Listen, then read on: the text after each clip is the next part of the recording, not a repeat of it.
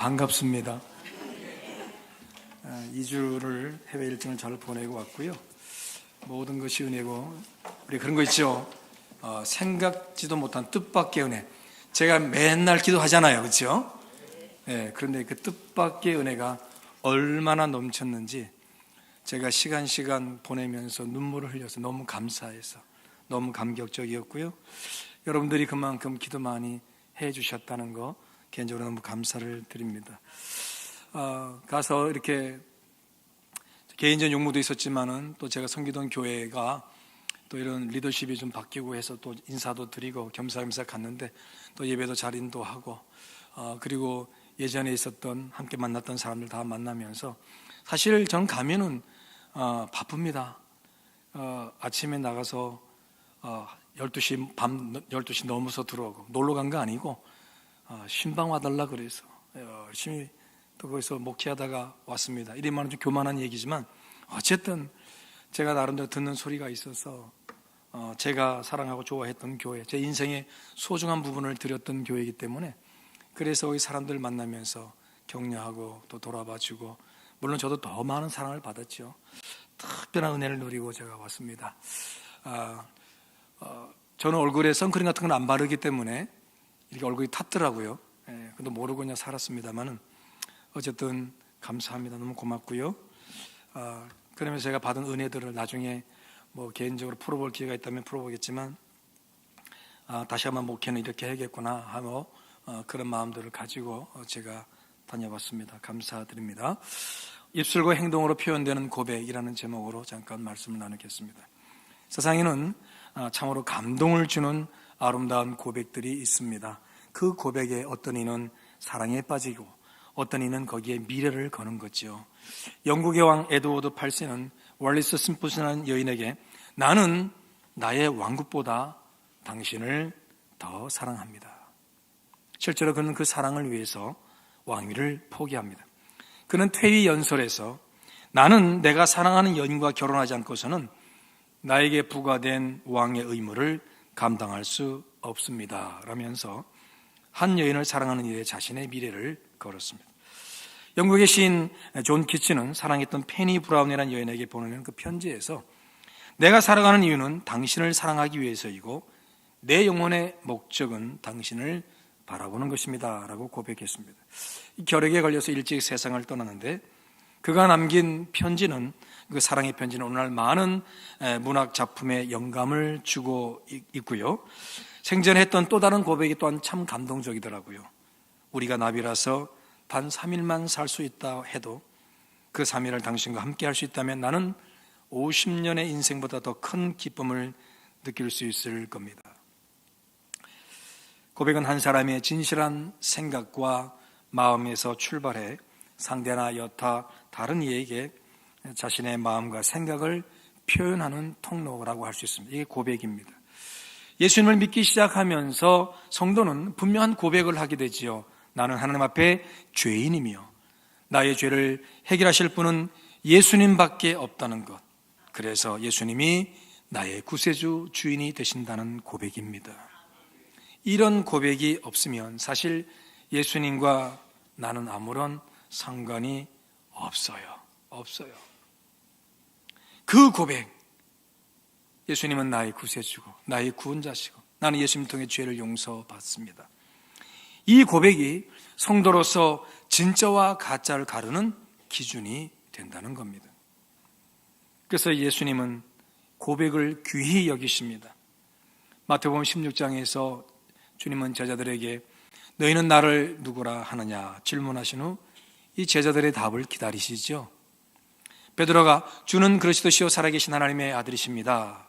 이 고백을 드리자 주님은 베드로를 칭찬하시며 아주 기뻐하십니다. 그리고 그의 고백이 사람의 지혜나 지식이 아닌 하나님이 허락하신 고백이라며 그 고백을 한 베드로 위에 교회를 세우신다고 말씀합니다. 단지 남들이 하지 못한 고백을 할 뿐이었는데 예수님은 그 놀라운 반응을 보이셨고 그러한 고백을 드린 베드로를 마음껏 축복하셨습니다. 이는 고백이 한 사람의 마음과 생각, 감정과 계획만 아니라 믿음을 표현하는 놀라운 통로가 됨을 말씀해 주고 있다는 겁니다. 여러분, 예수를 믿는 믿음의 고백이 없다면 내 믿음은 아직 생각해 봐야 돼요. 믿음은 고백을 통해서 완성이 되는 겁니다. 그런데 이 믿음을 담은 고백, 그 고백에 담긴 예수님을 향한 믿음이 바로 이 하나님의 역사이고 은총의 결과라는 거지요. 이것을 경험한 이가 바로 사도 바울입니다. 베드로도 이렇게 고백을 했지만 이것을 알게 한 이가 하나님이시라고 예수님 말씀하셨는데 사도 바울도 이것이 내가 알아서 하는 고백이 아니다, 이걸 고백했어요. 누구보다 하나님 잘 믿는 바울인데 본래 하나님과 예수님은 전혀 관계없는 것으로 그는 이해하고 있었습니다.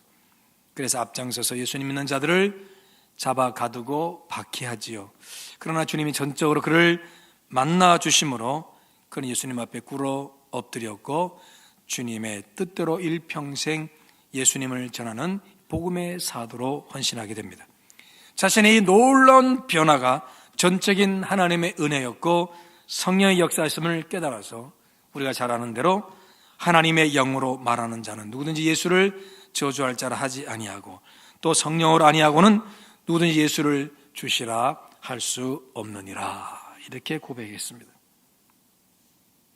예수님을 나의 주님이라 고백하는 그 모든 사실과 그 자체가 하나님의 은총이라는 겁니다. 때문에 주님은 사람의 그 수많은 고백들 가운데서 예수님을 향한 믿음의 고백에 아주 놀랍도록 집중하시는 겁니다. 예수님을 향한 나는 예수님을 믿습니다, 나는 예수님을 나의 주님으로 고백합니다 라는 이 고백에 우리 주님은 놀랍도록 집중하신다는 거예요. 부활의 예수님을 만난 제자들 사이에서 유독 도마만은 예수님의 부활을 믿지 못하지요. 부활하신 예수님이 나타나셨을 때 그는 그 자리에 없었거든요. 뭐라고 말합니까? 내가 예수님의 못자국 난 손에 내 손가락을 넣어보고 창에 찔린 옆구리에 내 손을 넣어보지 않고서는 도무지 믿지 못하겠노라. 구체적으로 표현합니다. 못자국에 자기 손가락을 넣어보고 옆구리에 창자국에 손을 넣어봐야지만이 내가 믿겠다. 8일이 지난 어느 날입니다. 도마를 포함한 모든 제자가 한자리에 있을 때 예수님이 나타나십니다. 이때 주님은 오로지 도마만을 집중하여서 네 손가락으로 내 손을 보고, 다시 말해 넣어보라는 거죠. 네 손을 내밀어 내 옆구리에 넣어보라. 그래야 믿음 없는 자가 되지 말고 믿는 자가 되라. 너는 나를 본고로 믿느냐? 보지 못하고 믿는 자는 복되도다 말씀해. 이를 통해서 부활의 예수님을 믿지 못했던, 예수님의 부활을 믿지 못했던 도마는 그제야 예수님을 향해 나의 주님이라고 고백하며 부활의 예수님을 온전히 믿고 수용하게 됩니다. 예수님의 부활을 믿지 못하는 도마를 위해서 친히 나타나셔서 믿음의 고백을 하게 하신 예수님의 이런 모습, 여러분, 두 번째, 사실 예수님 나타나셨을 때 예수님은 오로지 도마에게만 집중하신 거예요. 12명의 제자가 다 있다 쳐요. 그럼에도 불구하고 예수님은 도마만을 집중해서 말씀하신다고요. 왜? 그가 믿음을 고백하지 못했기 때문에. 내 사랑하는 제자 도마가 예수님의 부활의 예수님을 고백하도록 예수님이 친히 나타나셔서 베드로의 그 고백에 집중하시는 거예요. 그러면 이런 주님의 모습은 세상의 수많은 고백 중 가장 귀하게 여기고 관심을 두시는 내용이 바로 예수님을 향한 믿음의 고백임을 우리에게 알려주고 있다는 것입니다. 여러분, 예수님을 향한 믿음의 고백에 대해 우리 주님이 귀를 기울이고 그리고 기다리고 계심을 꼭 기억하시기를 바랍니다. 믿음을 구하는 기도, 믿음의 진보를 이루는 간구, 무엇보다 믿음으로 인해 갈등하는 어떤 상황에서 그 믿음을 선택하는 그 태도와 행위를 주의 깊게 듣고 보신다는 사실을 꼭 가슴에 새기시기를 축복합니다. 올로 목사님이 병상에서 외치던 마지막 고백입니다. 주여 믿음을 주세요. 주여 믿음을 붙들어 주세요. 이때 저는 평생 예수님을 전하는 자로 살았고 이미 병상에서 천국과 지옥을 다 경험했는데, 그래서 저희에게 지옥 가면 절대로 안 된다고 하신 분이 다시금 믿음을 구할 정도로 죽음 앞에서 그분의 믿음이 흔들렸는가? 이렇게 생각했다고요. 정말입니다. 말씀은 안 드렸지만 살짝 당황스러웠어요. 주여 믿음을 주세요. 주여 믿음을 주세요. 내 믿음을 붙들어 주세요. 그런데 이 말씀을 준비하면서 이것이 그렇게 주여 믿음을 붙들어 주세요, 믿음을 주세요 이것이 한 영혼의 믿음을 소중히 여기시고 집중하시는 주님과 자신의 이 마지막 순간을 함께하는 최고의 순간이었음을 깨닫게 되었다는 겁니다. 그러면 여러분, 믿음을 구할 때 나를 향한 주님의 집중력이 최고치에 다다름을 꼭 믿으시기를 축복합니다. 주님은 그 고백 듣기를 원하시는 거예요. 나를 사랑하는 사람에게 사랑합니다, 내가 듣기를 원하는 것처럼 우리 주님은 나는 주님을 믿습니다, 주님은 나의 구세주가 되십니다, 이 고백 듣기를 주님은 놀랍도록 집중하며 기다리고 계신다는 거예요. 나는 주님을 믿습니다. 비록 흔들리고 고통받기도 하지만 그래도 끝까지 주님만을 믿습니다. 나의 믿음을 붙들어 주십시오. 믿음을 구하며 믿음의 역사에 동참하기를 늘 간구하며 주님의 관심과 집중을 받는 놀라운 은총의 사람 되시기를 주름으로 축복합니다. 하나님 이런 사람을 통해 하나님의 계획을 이루어 가신다고요.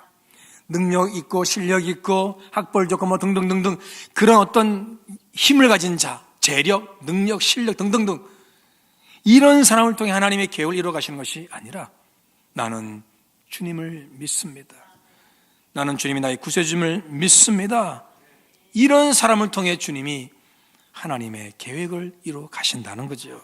보세요, 예수님을 하나님의 아들이라 고백한 베드로에게 너는 베드로라, 내가 이 반석 위에 내 교회를 세우리니 음부의 권세가 이기지 못하리라. 그리고 19절에서 내가 천국 열쇠를 네게 주리니 네가 땅에서 무엇이든지 매면 하늘에서도 매일 것이요 네가 땅에서 무엇이든지 풀면 하늘에서도 풀리리라 말씀하세요. 교회는 하나님의 부르심을 받은 자들의 모임, 곧 부르심을 받은 공동체를 교회라고 합니다. 교회에 나온다는 말이 익숙한 우리지만 주님의 이 말씀에 의하면 예수님을 나의 주님이라고 고백하는 저와 여러분, 곧 우리가 교회인 줄로 믿습니다. 그렇게 우리는 주님의 교회가 된 거예요. 우린 교회예요. 우리 한 사람 한 사람을 주님의 교회 일원으로 세우셔서 천국 열쇠를 나누는 복음을 전하게 하시고 음부의 권세고 사망의 권세가 이기지 못하는 하나님의 자녀로 삼으시는 이것이 이 땅에 우리를 구원하러 오신 우리 주님의 본래 계획이었다는 겁니다. 이 놀라운 계획을 주님은 베드로의 믿음 고백을 통해 말씀하셨습니다. 그 당시에 성경에 능통했던 서기관이나 율법을 준수한다는 바리새인이나 예배를 잘 드리는 사두개인들이나 하나님, 우리 주님은 그런 사람들을 통해서 교회를 세운다 하지 않고, 여러분, 주는 그러시듯이요 살아계신 하나님의 아들이십니다. 이 믿음을 고백한 베드로 위에 교회를 세우시겠다고 주님의 계획을 말씀해 주셨다는 겁니다. 믿음의 고백이 그러므로 얼마나 중요한지를 분명하게 말해주는 대목이겠죠. 그렇습니다. 예수님을 향한 믿음을 고백하는 것이 여러분 하나님의 뜻을 이루는 출발점이 됨을 믿으시기를 바랍니다. 내가 뭔가를 직분을 감당한다, 무슨 일을 한다, 하나님 뜻에 동참한다 할 때 항상 우리는 먼저 나의 믿음을 점검하고 나의 믿음을 고백할 필요가 있다는 겁니다. 나 자신을 향한 하나님의 뜻과 계획을 구하려고 할 때, 또 우리 공동체를 향한 하나님의 뜻을 구할 때 우리는 주님을 향한 온전한 믿음을 구하고 베드로처럼 우리의 믿음을 고백해야 할 줄로 믿습니다. 나의 진로, 무엇을 결정해야 할지 모를 때, 나의 계획과 뜻을 넘어서 하나님의 역사를 소망할 때 온전히 베드로가 드렸던 그 믿음의 고백, 예수님은 나의 주님이십니다. 이 고백을 나의 고백으로 드리고 나아가 주님이 나의 길을 인도하시며 나를 통해 주님의 뜻을 이루시기를 원하십니다. 라는 고백을 통해 저만치 앞서 있던 하나님의 계획과 인도하심을 오늘의 삶에서 온전히 누리시기를 주 이름으로 축복합니다. 우리는 좌절하고 넘어집니다. 믿음이 흔들려 낙심하고 불안해하고 갈피를 잡지 못하곤 합니다. 예수님 앞에서 예수님에 대해 분명히 고백했던 베드로였으나 자신의 생명 위협받는 그 결정적 순간에 예수님을 부인하잖아요. 그것도 3번이나 같은 때 같은 상황과 그 자리에서 연속해서 부인합니다.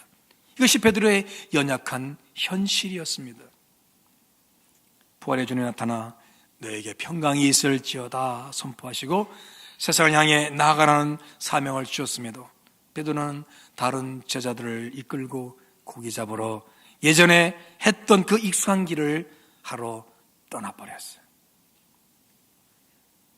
예수님은 베드로를 찾아오셔서 3번 질문하시죠.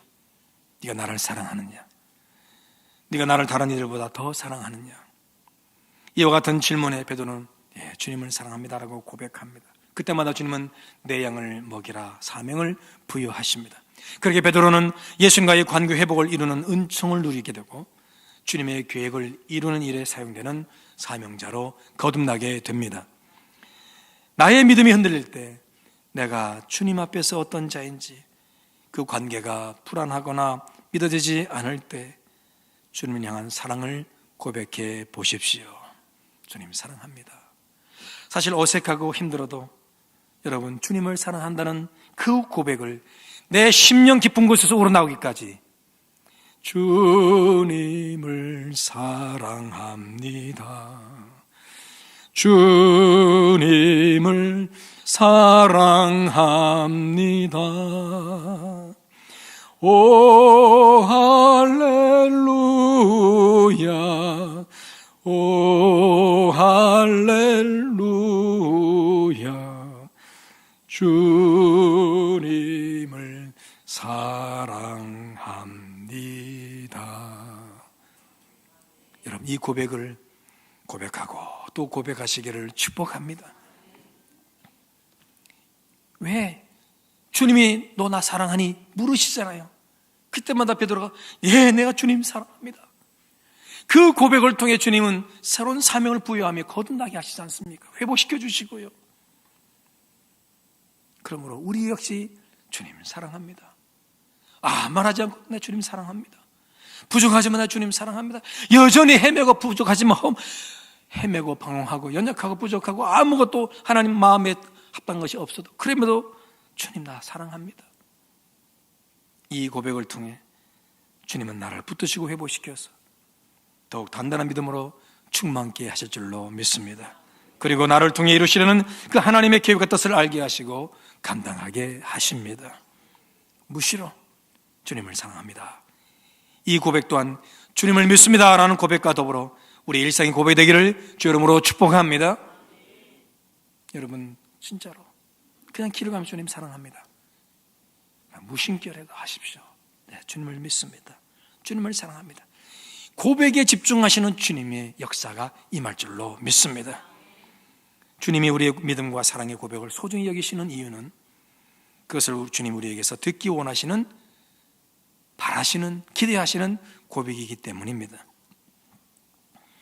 예수님을 향한 사람들의 고백은 엘리야나 예레미야 같은 그런 선지자 중의 하나라는 식의 존경을 담은 고백이었습니다. 그러나 그런 고백은 주님이 원하시는 것이 아니었습니다.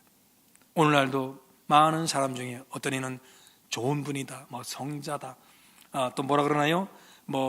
인생에 큰 영향을 끼친 유명인이다. 주님은 그런 고백 원치 않으세요. 베드로의 고백처럼 하나님의 아들이시고 나의 구세주입니다. 나의 죄를 용서하십니다. 이 고백을 집중하신다는 거죠.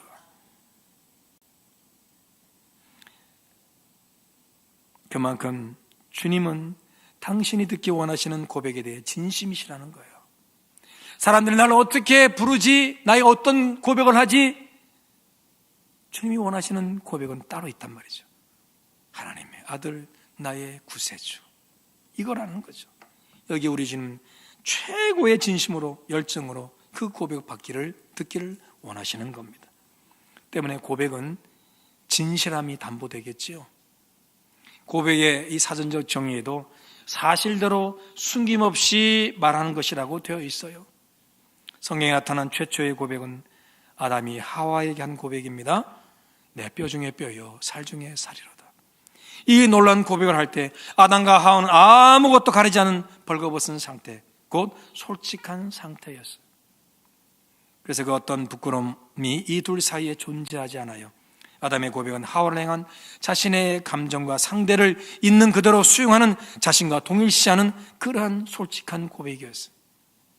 여기에는 그 어떤 가식이나 거짓이 존재하지 않아요. 최초의 사랑 고백은 그렇게 진실함 그 자체였던 겁니다.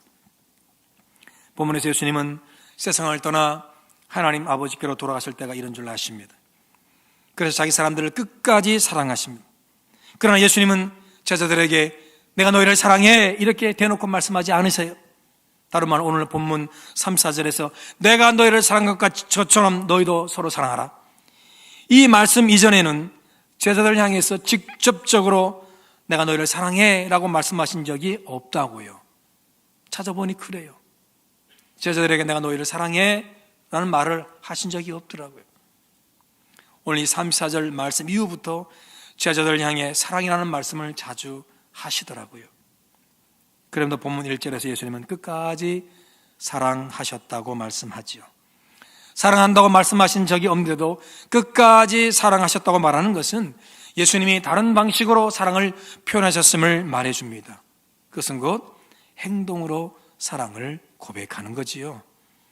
6월절 식사를 하시는 도중 예수님은 자기가 하나님께로 돌아가실 것을 아시고 4절에서 겉옷을 벗고 수건을 가져다가 허리에 두르십니다. 그리고 5절 제자들의 발을 씻기며 두르신 수건으로 닦기 시작합니다. 이것이 1절에서 말씀하는 끝까지 사랑하셨다는 말씀을 구체적으로 알려주는 내용이 되겠습니다. 앞선 12장에 보면 나사로의 여동생들이 예수님을 위해 잔치를 합니다. 마르다는 음식을 대접하고 막내인 마리아는 300데나리온, 오늘 말하면 1년치 연봉에 해당하는 지극히 비싼 향유를 가져와서 예수님의 발에 아주 아낌없이 붓고 자기의 머리카락으로 그 발을 닦아요. 마리아는 예수님을 사랑한다는 고백을 그렇게 표현했습니다. 여러분, 한 달에 400만 원이 벌으면 1년이면 얼마인가요? 4,800조. 4,800만 원짜리 향유를 아낌없이 예수님의 발에 부었다고요. 예수님 사랑한다는 표현을 그렇게 한 거예요. 사실 여러분, 말로 표현해도 말하다가 마리아가 예수님, 나 예수님 정말 고맙고 감사하고 사랑해요, 그렇게 표현했다 할지라도 그 중심을 살피시는 예수님은 예수님을 향한 마리아의 사랑, 진심 어린 사랑을 다 아시고 계신 거죠. 다 아신다고요. 오죽하면 가르치다가 향유를 팔아 가난한 자들에게 나눠주지 않았다고 불평했을까요? 그 정도로 어떤 면에서 보면 마리아의 사랑 고백은 불필요한 행동처럼 보인다고요. 향유를 붓지 않아도 나 예수님 사랑합니다, 얼마든지 말로서 진심을 다해 표현할 수 있고 우리 주님 그것을 다 알고 받아주셨을 거예요. 그러면서 마리아는 막대한 비용을 들여 사랑을 고백할 정도로 예수를 향한 그녀의 사랑은 진실했다는 겁니다. 그리고 최선이었다는 거예요. 예수님도 말씀합니다. 가난한 자들 위한 섬김의 기회는 항상 있겠으나 마리아의 섬김은 예수님의 장례를 위한 마지막 섬김이었다며 그녀의 진심을 받아주셨습니다. 따라서 제자들의 발을 씻기시는 예수님의 모습 또한 진실한 사랑의 고백이 되겠죠. 다시요, 12장에서 마리아는 향유를 최고의 비싼 이 향유를 예수님의 발에 붓고 자기의 머리카락으로 예수님의 발을 닦는 것처럼, 그러면 자신의 진심 어린 사랑을 표현했던 것처럼 예수님은 친히 무릎 꿇고 앉아서 제자들의 발을 씻기시면서 내가 너희를 사랑한다는 그 진실한 사랑을 그렇게 표현해 주셨다고요. 발을 씻기신다는 것, 이게 바로 우리 주님의 진실한 사랑의 고백이었다는 겁니다. 마지막 순간이 다가옵니다. 끝까지 사랑하신 표현으로 그렇게 제자들을 발을 씻기시니까요. 얼마나 최선을 다하셨는지요. 1절 말씀나 6절에 보니까 베드로가 이렇게 말합니다. 주여, 주께서 내 발을 씻으시나이까. 베드로는 너무나 큰 부담을 느낀 거예요. 그래서 8절에 내 발을 절대로 씻지 못하시리이다, 이렇게 말할 정도입니다. 근데 주님은 내가 너를 씻어주지 않으면 네가 나와 상관이 없느니라. 그리고 베드로의 발을 씻겨주십니다. 다시 말해서 내 사랑을 거부하지 마라. 부담된다 할지라도 내가 널 향한 내 진심 어린 사랑을 받아주라 말씀하시는 거죠. 저는 베드로가 느끼는 이 부담을 통해서 그 부담 속에 느끼는 그 진실한 사랑, 이 사랑을 제가 이번 해외 일정을 통해서 제가 경험했어요. 일정 중에 제가 뉴욕을 가게 됐는데, 아시죠 여러분? 김용식 집사님, 이금희 집사님 모르셔도 아무런 상관이 없습니다만은, 이분 댁에 제가 머물게 됐어요. 두 분과 대화해서 원로 목사님 얘기가 끊이질 않아요. 본인이 18년 동안 뉴욕에서 신앙생활 하면서 원로 목사님에게 훈련받았던 그대로 그 목사님도 하셨다는 거지. 근데 결정적 차이는 원로 목사님은 자신을 정말로 자식처럼 품어줘 사랑했는데 18년 동안 자기가 섬겼던 그 목사님은 자기를 이용만 해먹었다는 거죠. 너무나 큰 상처를 갖고 계시더라고요. 아버지 같은 분이셨다는 말씀을 계속하면서 참으로 존중하신다는 말씀을 자꾸 하시더라고요.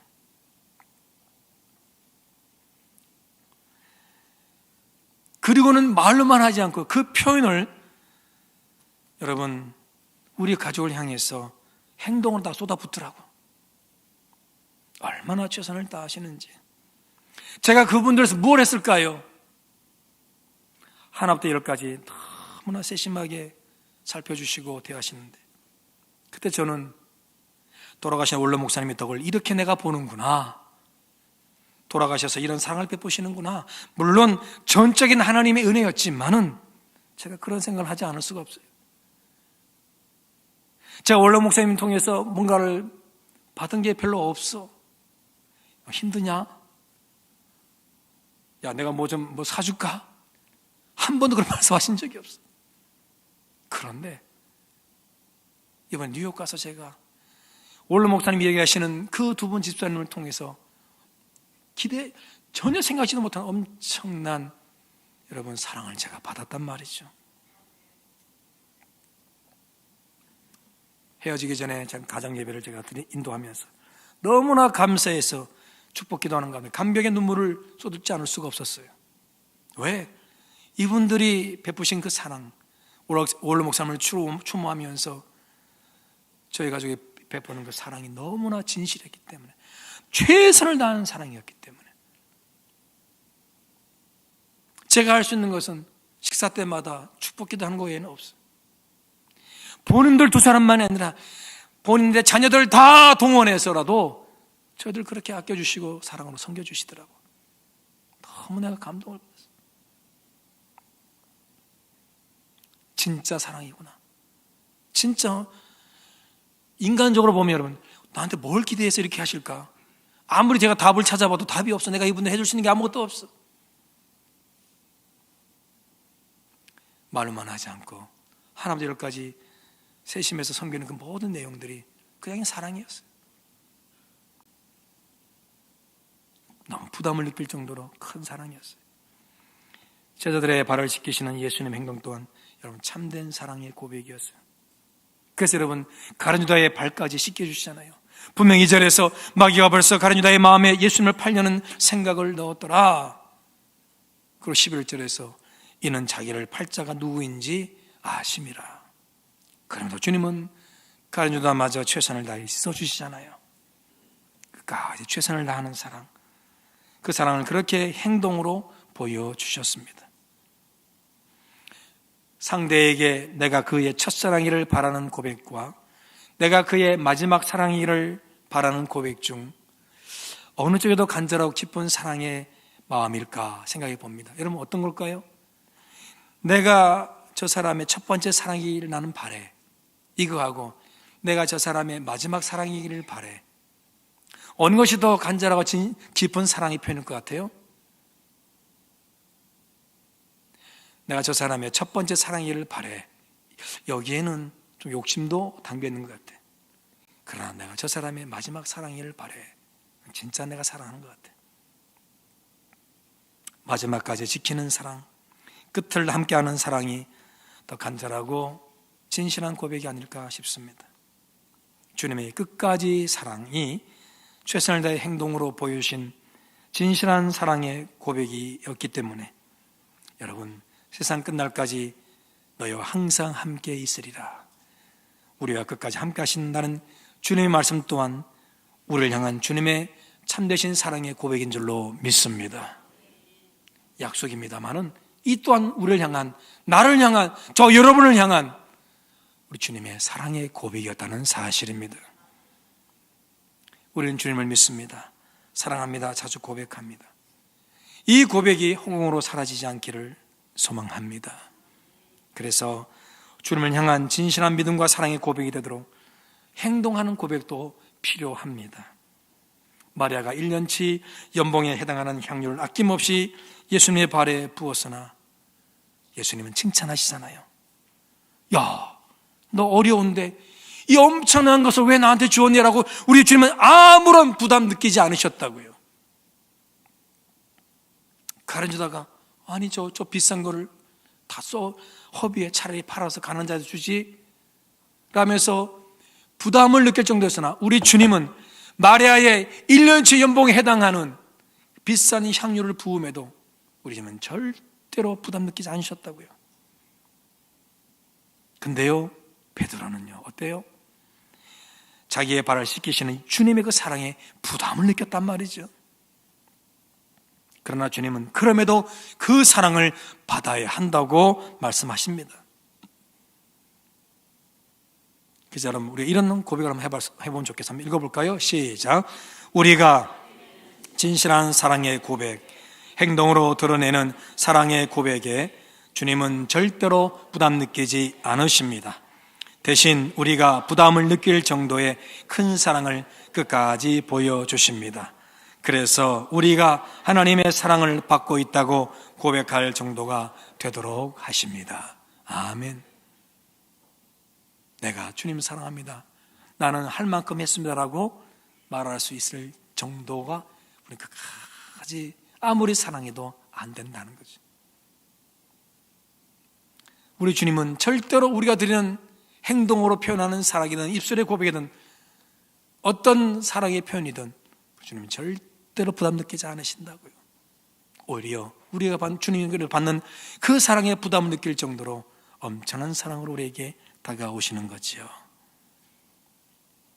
끝까지 행동으로 보이신 주님의 사랑 고백이 나를 위한 고백임을 믿고 어떤 상황에도 주님의 진실한 사랑을 기대하며 용기 있게 소망 중에 살아가시길 주 이름으로 축복합니다. 내가 부족하고 내가 쓰러 연약해도 주님은 나를 사랑하시는 거예요. 포기하지 않으신다고요. 그러므로 주님이 나를 사랑하십니다, 나도 주님 사랑합니다, 주님 우리의 이런 고백을 매우 소중히 여기고 또 기대하고 원하고 계시는 거죠. 주님이 원하시는 믿음과 사랑의 고백을 아끼지 말고 언제나 입술과 행동으로 표현하시기를 축복합니다. 그것이 진짜 그리스도인으로 살아가는 모습이에요. 주님 사랑합니다, 나 주님 믿습니다. 그리고 행동으로 보이십시오. 절대로 부담 느끼지 않아. 우리 주님은요, 아유 네가 어려운데 왜 그랬어? 목사는 여러분에게 그렇게 말할 수 있어요. 이렇게 어려운데 헌금 이렇게 많이 들면 어떡합니까? 주님은 절대로 그러시지 않아요. 사르밧 과부가 마지막 떡을 먹고 죽겠다는 그 떡마저도 주의 종에게 선대하라고 주님 말씀하시는 거예요. 그랬더니 우리 주님이 더 큰 역사를 이루십니다. 절대로 기억합시다.